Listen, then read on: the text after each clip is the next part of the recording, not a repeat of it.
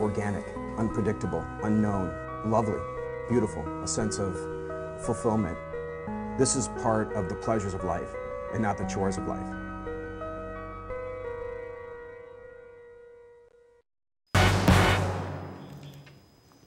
Good evening and thanks for joining us for our ongoing live coverage of the 2014 midterm elections. It looks like it's shaping up to be a historic night in Iowa. The polls closed a couple hours ago and Iowa is about to become a red state. Joni Ernst is the projected winner in the race for the open Senate seat. Experts have called that Republicans will take control of the U.S. Senate. Bruce Braley has yet to concede to Joni Ernst. We'll be bringing you special political updates throughout the night right here on Daily Iowan TV. I'm Greta Miley. And I'm Nick Fisher. We have a lot in store for you tonight as votes come in and the final results are determined. Reporters are standing by in Des Moines and Iowa City to bring you an inside look at Democratic and Republican watch parties. We have our own Katie Stites reporting from downtown Iowa City. Hey guys, I'm here at the mill, and as you can see, it's getting pretty crowded as people anxiously await the election results. Both politicians and community members came out all hoping for the best.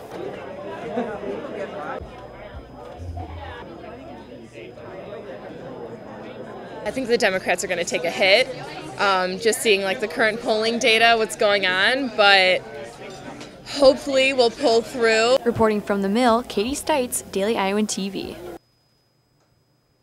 Republicans are gathered at the Coralville restaurant Mondo's to support Mariannette Miller Meeks. This is the third time the two candidates have fought for the 4th District seat. Just before Joni Ernst was projected to take the U.S. Senate seat, we spoke to Austin Love, who is at the GOP rally. Thanks, guys. I'm back here in Des Moines, and as you can tell since the last time we talked, the room is a little more packed and a little more anxious as polling results come in. I'm here with the Iowa native, John Gorman. John, how are you feeling so far about the Iowa election? Feeling really good about it. We expected to have a good turnout, but you never know until the votes are counted. I spoke with Iowa GOP Jeff Kaufman about the results. What we're dealing with in this midterm election is a culmination of the candidates all speaking with the same amount of goals, the same energy, the same commitment. I think the Republicans in 2014, it's going to go down into the annals, reinforcing the fact that politics is a team endeavor. Reporting from Des Moines, I'm Austin Love. We also spoke to Michelle Nago at the Democratic rally moments before the Senate race was projected. Hey guys, check out this crowd behind me. It's been 2 hours since polls have closed, and there's still plenty of people pouring into the Democrat watch party in downtown Des Moines. And I talked to one person who was behind the scenes the entire campaign trail. It's the party's big supporters who have oftentimes worked extremely hard for months, if not more than a year. And now is the time, to see the progress of their work, to be with their friends and their supporters, and to really be appreciative of all of the efforts that we've put in. Now, it still may take a couple more hours until the final results are called, so tune in tomorrow's show to find out who won the Senate race. Back to you guys at the desk. We just talked to her again moments ago, and the rally has become much quieter and much less enthusiastic. We have our own Anna Theodosis in the studio to give us a summary of everything that's happened tonight. Anna? Thanks, guys. With all the Johnson County precincts reported, let's take a look at a few races besides the Senate race. Longtime Governor Terry Branstad will keep his seat in the governor's office. Jack Hatch was his Democratic opponent.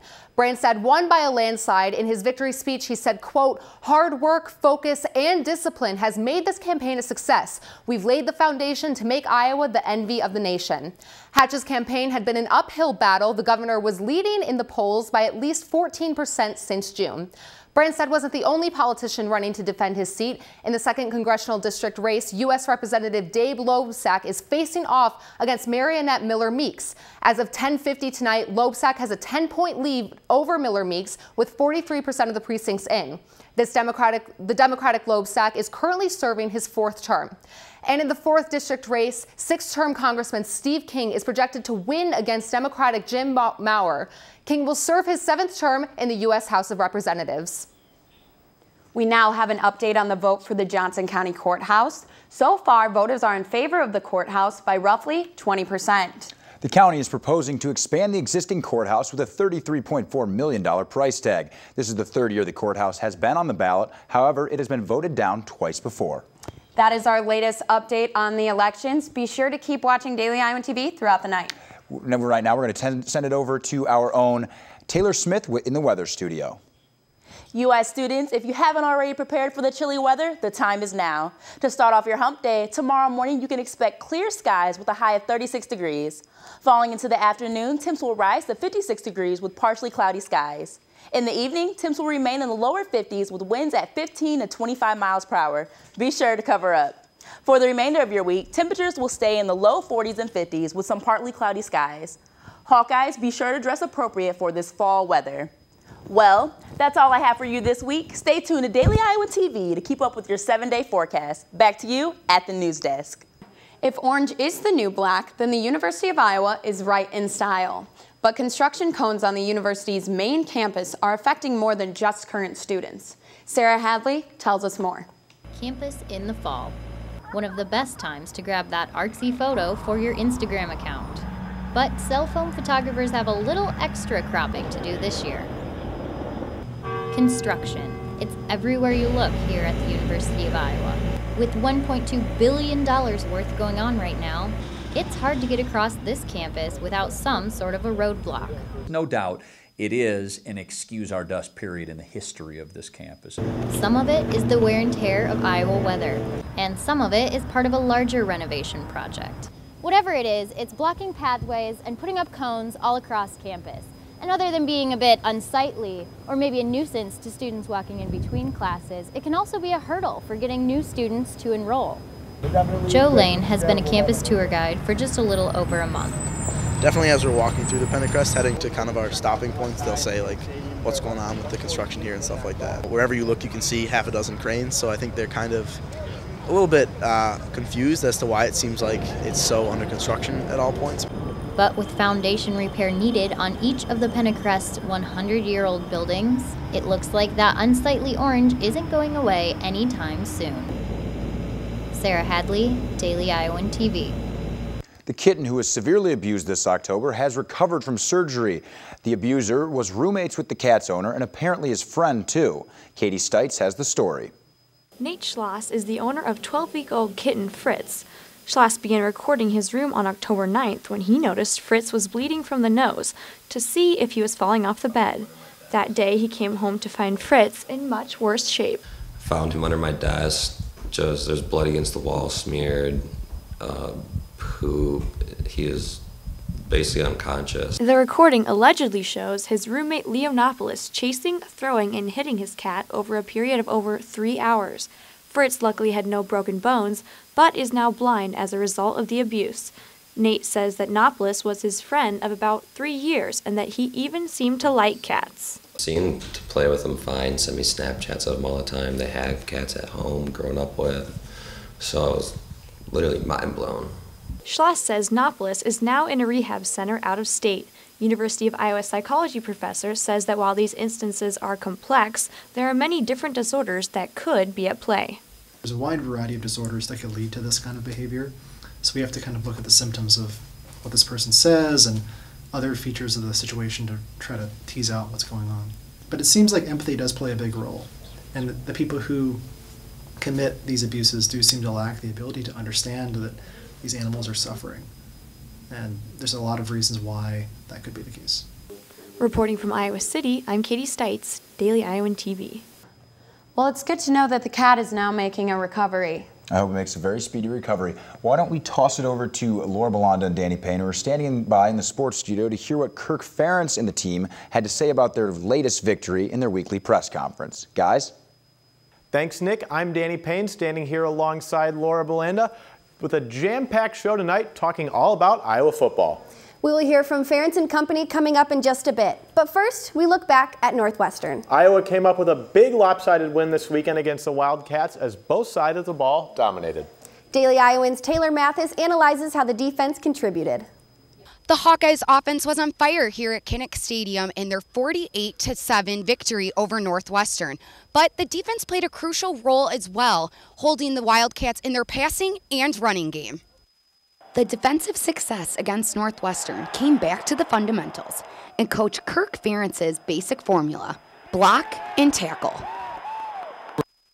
And to me, it was both lines. I thought they did a good job, and certainly the defensive line came up with some critical stops there and pushing the pocket back there and causing pressure, so that's a good thing. In the first half alone, the defense held the Wildcats to just 55 yards, while the Hawkeyes dominated with 298 yards. Northwestern's quarterback, Trevor Siemian, was under heavy pressure the entire game as the defense zoned in on sacks, recording a total of 5.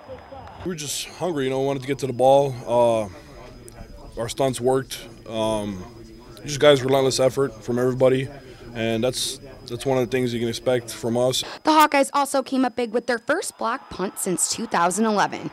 Freshman Ben Neiman blocked the punt and picked up the ball at the 1-yard line for an easy touchdown. And to do a true freshman to block it and pick it up and score, that's awesome. It's special teams are huge. When Iowa football teams are at their best, special teams are making big plays out there, being consistent out there, and today we did a pretty good job out there. Capitalizing on plays like this and sticking to tough defense will continue to be pivotal in the next 3 Big Ten West matchups against Minnesota, Wisconsin, and Nebraska. This is Taylor Mathis for Daily Iowan TV Sports. Defensive tackle Louis Trinca-Passat will be one of the Hawkeyes' front 7 who will look to continue to help Iowa defeat Minnesota come Saturday. Daily Iowan TV football reporter Chelsea Brown caught up with the senior earlier today. Hey guys, Chelsea Brown standing alongside Louis Trinca-Passat. You were voted the co-defensive player of the week due to your performance against Northwestern, capturing 5 tackles and a career high of 3 sacks. How does that feel receiving this honor against your kind of a team close to your hometown? It's a great feeling. It just shows that we've been working hard, and I think the most important thing at the end of the day is we got the win, and it just shows us that we're improving.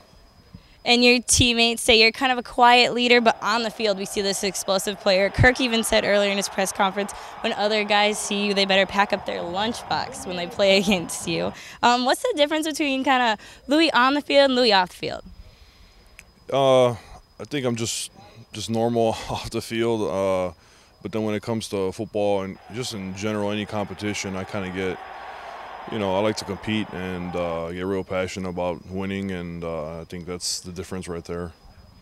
And then Minnesota is a predominantly run team with David Cobb leading the team in rushing yards. And Carl mentioned earlier it kind of makes it more fun against the rushing team, kind of everything happening up front. What's your take on that?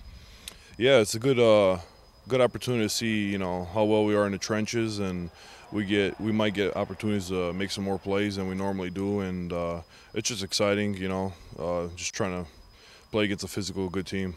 All right, well, thanks for joining me, and back to you guys in the studio.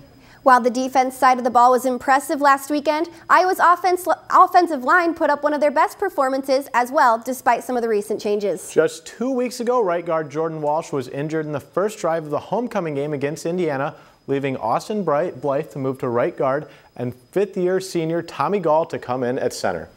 But against Northwestern, you would have never been able to tell it was only Gall's 3rd game seeing significant playing time. For us to have a good season, we have to have some good stories, and Tommy, I think, is unfolding as one of the better stories that we've had. And Tommy's always done a good job. He's done it in a very almost a quiet fashion, if you will. He's a quality guy. Now, Laura, the win against Northwestern was Iowa's 6th victory of the season, making the Hawkeyes bowl eligible. While that statement is music to Ferentz's ears, he says 8-0 would sound even better. We set out the season trying to win every game, just like every team in our conference, I'm sure. But we're not. So the reality is we're a 6-2 ball club, and we're not looking much further than Saturday. That's about as far as we got to look right now. Before we let you go, some other great news coming out of Iowa's football program. Senior offensive lineman Brandon Sheriff is one of 12 players named to the semifinalist list for the 2014 Rotary Lombardi Award. Sheriff is one of 2 offensive players among the candidates and is the 6th Iowa lineman to be named a semifinalist for the award. A smaller number of 4 finalists will be announced Monday, November 17th. That'll do it for us here in the sports studio, but tune in tomorrow for our What It Takes segment. Nick, Greta, back to you guys at the desk. Jimmy Kimmel did his 4th annual Halloween prank this year. He asked parents to tell their kids they ate all of their Halloween candy. There's a lot of screaming and crying, but here's a little sassier reaction. The whole entire bag? Yeah, I'm sorry. It's okay. It's fine. That's fine? You know, Nick, that kid has a lot of sass. I honestly miss the days of when candy was my most important priority. I agree. Well, that'll do it for us tonight on Daily Iowan TV. I'm Nick Fisher. And I'm Greta Miley. Thanks for watching.